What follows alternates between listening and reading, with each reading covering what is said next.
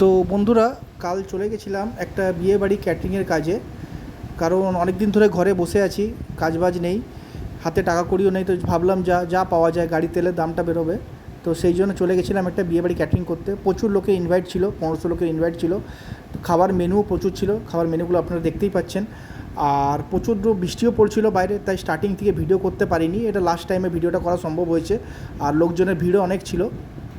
আর প্রচুর মেনু, নান, মাটন, 2 রকম রাইস, মিষ্টি 3-4 রকমের মিষ্টি, প্রচুর আইটেম ছিল। আর ক্যাটারিংটা আমাদের একটা বন্ধু, দাদা বলতে পারো, সেই ক্যাটারিংয়ের কাজটা ধরেছিল।